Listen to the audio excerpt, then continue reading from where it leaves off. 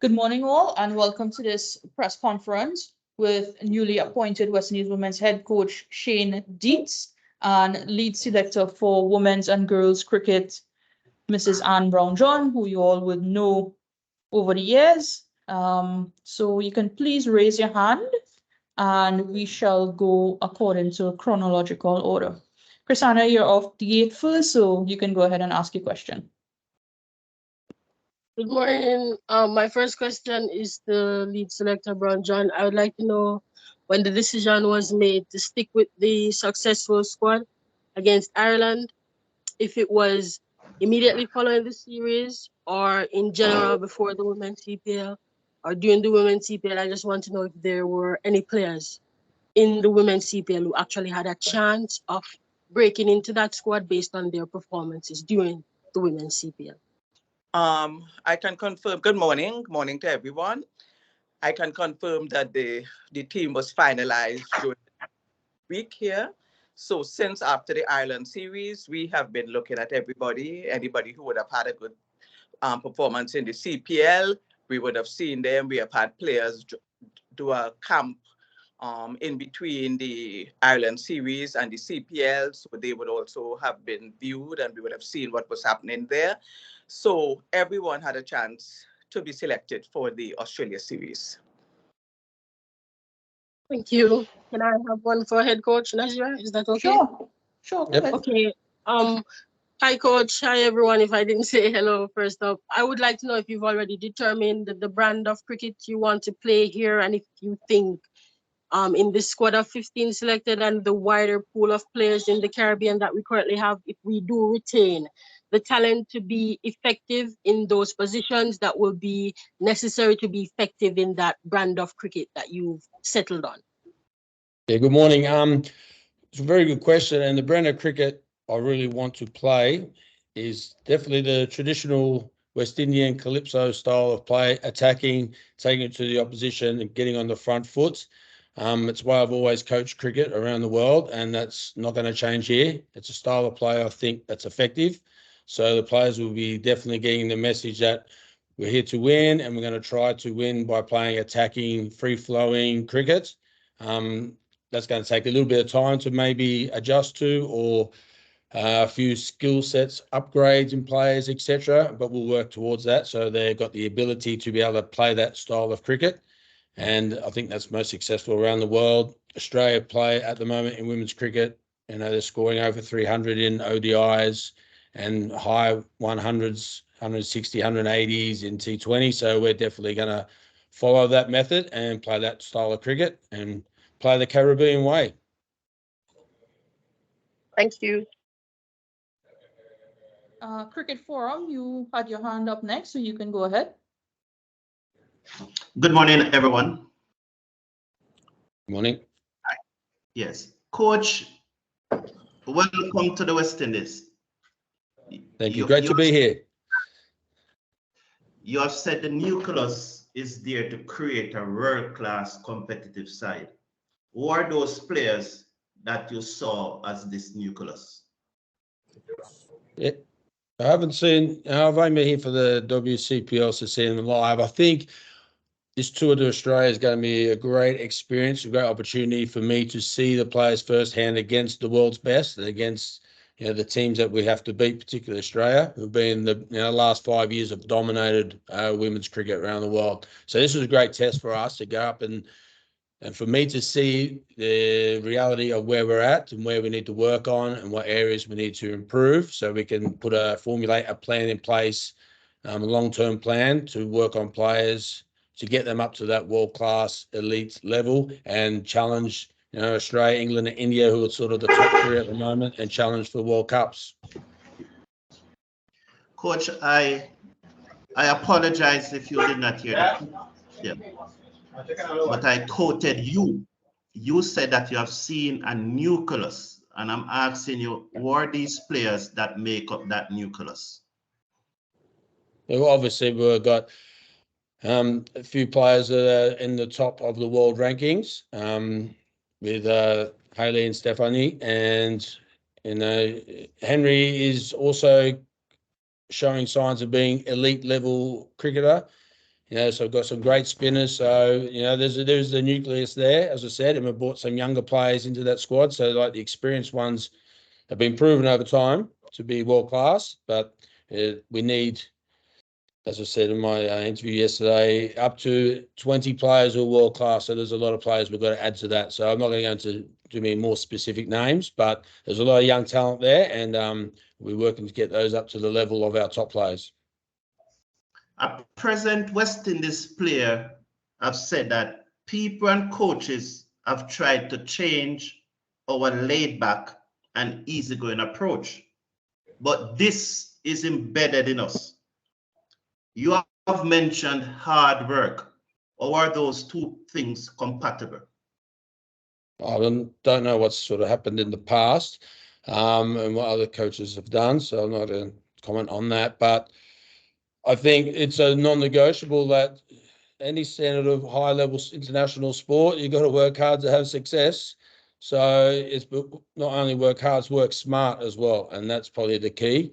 Having a proper program that fits the way we can train in our facilities and what we've got here to offer the players. So it's right, having the right mix to train smart and say train hard. I guess it's a bit of a cliche, but you just got to train like a world-class athlete, and that's probably a non-negotiable. So, well, what I've seen for the players so far, there's plenty that are doing that and are showing their performances world-class, and they do all the right things. So it's not like it's impossible for West Indies team to, you know, train hard and work hard. I think that's probably a throwaway line that we don't want to really use. It's a new generation of players coming through as well, so they've got their chance to prove themselves and take on the program that I'll be offering for the players. One final one. How much time do you need to create a world-class competitive side? Yeah, well, as I said before, we've got to see where we're at reality against Australia, and then we can devise a plan. You know, some individuals will take a few years, some will take a few months. So, you know, some of the 19-year-old players coming into the squad, they're going to take, you know, 2 to 5 years to become world-class players. But we've got a couple who are just on the fringe of that at the moment, so they might only take a few months. So it's an individual case, but we've got to, as I said, we need up to 20 players that are capable of playing international cricket and doing well. So to build that will take 5 years or so. That's reality. Same anywhere around the world. We're starting from a position where we're a little bit behind the best teams in the world. So we've got a lot of catching up to do. And it ain't going to be easy. We're going to trial different things around the Caribbean and different countries and see what works and what fits each country and each player in that country, and then get them to a high-class level. Thank you, Coach, and good luck. Thank you very much. Okay, anyone else have questions? You can just raise your hands and we shall call upon you. Mark? I'm not sure if you would like to ask a question. Mariah? Oh, Christina, you can go ahead again. Nasira, my only question would be, from the time that, you know, he has been at CPL, if he thinks that it will take a lot of work to get the women to where he wants them to be. Yeah, I think it's... And I'm thinking fitness-wise, Coach. What? Repeat that last part, Mariah. Yeah, and I'm talking about fitness-wise, Coach, because one of the things that... Oh, you dropped off there? You dropped off? Yeah, I think you're asking about how long it will take to get the team up to world-class fitness and strength and conditioning wise. That's a good question. Yeah, these things are also non-negotiable. I think world-class teams have a very intensive strength and conditioning program, and we'll be looking at what we've been doing in the past and what changes we need to make, if any, and then the players are going to take the responsibility to do their side of the bargain, which cricket is now a 365-day-a-year job. It's not about just when you're in camp with me or the team or when you're on tour. The players are going to be responsible for doing work outside of those West Indies camps and being self-sufficient in their own environment, and we'll support them to be able to train on their own or with a teammate who's locally nearby and become elite athletes as well as elite cricketers.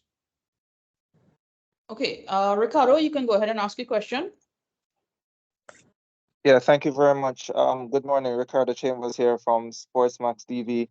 Coach, it's I think never easy to move into team environments as a new coach and all of that. Can you give us an idea though of what your management style and coaching style are like in terms of how you generally deal with players, especially in these initial stages when you are trying to earn their trust and by extension, I think, respect? Yeah, there's a few things. Obviously, I've got to work hard and lead by example of my work ethic, enthusiasm, and passion for the game and for the players. Do my research on each player and provide them with the knowledge that I've got and discuss things with them. As the team, my philosophy around the team is that I'm really about the players taking ownership and responsibility of the team and the team culture. And that's something I'll be really pushing. So we'll create some more leaders within the group. At the moment, Hayley is a magnificent leader on and off the field, but she needs support. So we'll be trying to get some other girls to be in a leadership group and work together to spread that leadership responsibility and encourage each other to do all the right things at the right time.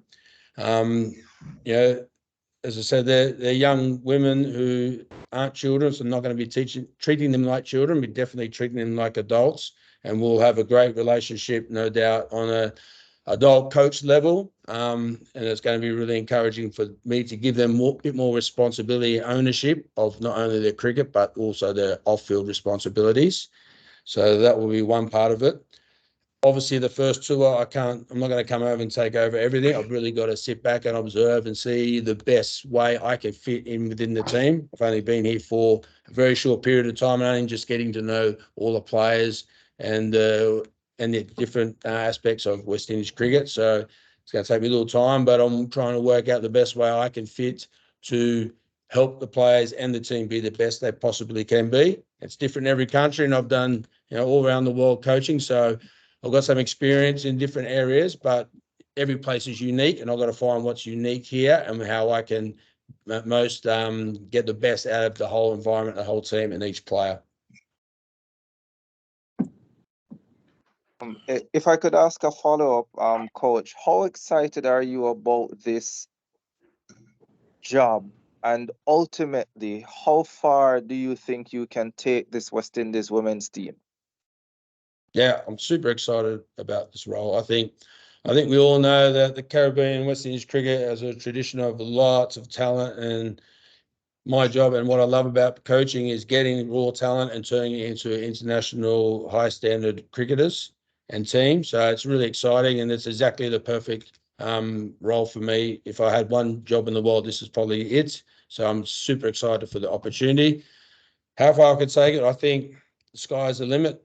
It's about getting the right program, and then me and my management staff putting in all the work and supporting the players, and then in turn the players putting in their side of the bargain and their best front foot forward and doing all the work as asked, and we'll work together to create a common goal.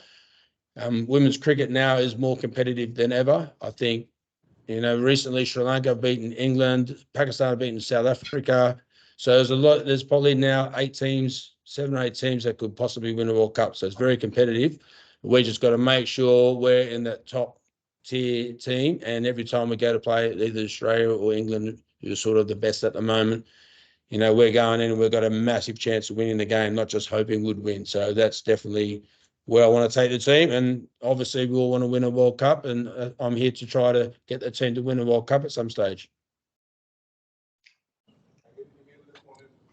All right, thank you, Ricardo. Christina, if you have one more question, we'll take that. And then Joel Bailey sent in one via the chat, so we'll address that after. So Christina, you can ask your question. Yes, thanks. I'd just like to go back to our lead selector. I'd like to ask how close Natasha McLean was to making the squad, because not to generalize too much, but we have a culture of struggling against spin. She used her feet so well and effective in the women's CPL. And also as a unit, we've been struggling to clear the boundaries. And she was also very good in that, had a very healthy strike rate. So I'd just like to know how close she was to breaking into the squad.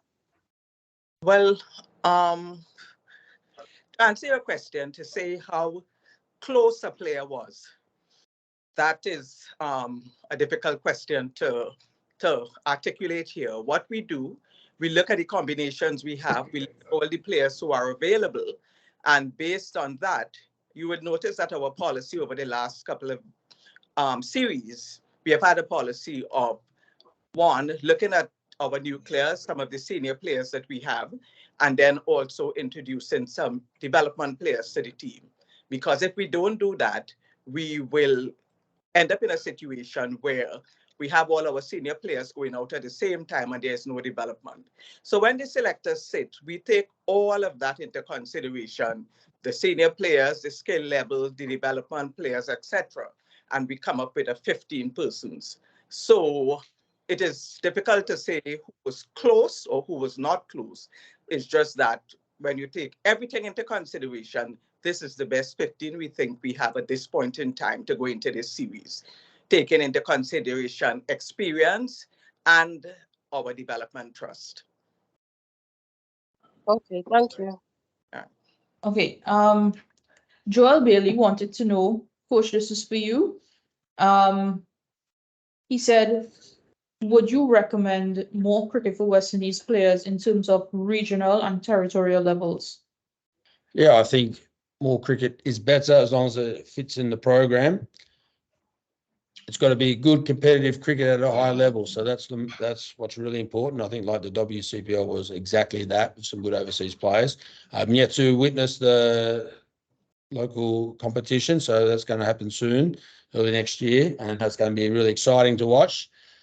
But yeah, definitely more cricket to prepare yourself for international cricket is good, and getting more players or fringe players who have just missed out on this squad, more opportunities to push their case forward for selection and create that depth that's we really need, as I said, of 20 or so players that are world class. Harry Finister is sending a follow-up question. Mark, I think your mic is unmuted. So if you're unmuted, anybody who's unmuted, can you please mute, because you're getting your feedback on it, right? Thank you. Terry Finister sent a follow-up question to that. He's saying the younger players have been getting exposure at senior level, but what's the plan for them in terms of getting more youth international games, especially in the longer formats?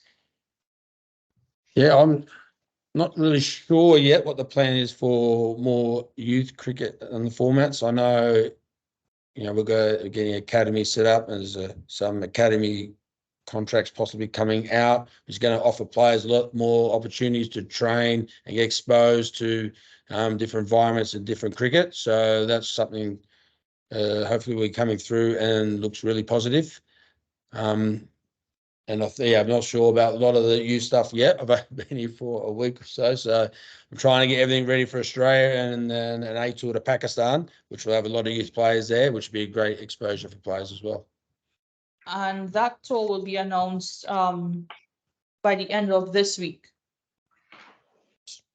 Nazira, if I can just add something to what Coach has just said. Sure.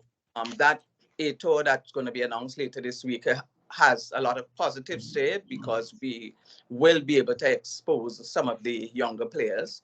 We are also aware of the fact that just earlier this year, we had the Under-19 World Cup, and that is going to be held every 2 years. So in January 2025, we will also have another Under-19 World Cup. And therefore, in the interim, in this upcoming year, there will be series or camps or other international outings for these young players. So there's a lot of there are a lot of plans in place to make sure that the young players continue to develop and continue to get international experience. Ricardo, do you have a follow-up question, or your hand just remained up from the last one? Oh, sorry, I think it remained up from the last one. No worries. Okay, well, one last opportunity to ask any questions. If not, we'll let Coach and lead selector head off into the, yeah, Terry, go ahead. Hi, if I may, it's not necessarily on the topic of this current tour, but a question for the lead selector. The announcement coming through this week that Eugenia Gregg, former West Indies women's captain, is being named to the Cricket Hall of Fame. I just wanted to ask Ms. Browne-John her thoughts or her reflections on the career of Eugenia Gregg. Oh, well, I'm very happy to speak about Eugenia because Eugenia, there are two things about her. One, we played together, and then after we were finished playing, I was her coach for a while when she played for the West Indies team. And she has had a great career as a player. She was an all-rounder, a really, really great career. And then coming out of that, she involved herself in a lot of administration, not only at the level of St. Lucia, but throughout the Caribbean and women's cricket. And then, subsequent to that, she managed the West Indies women's team for a while.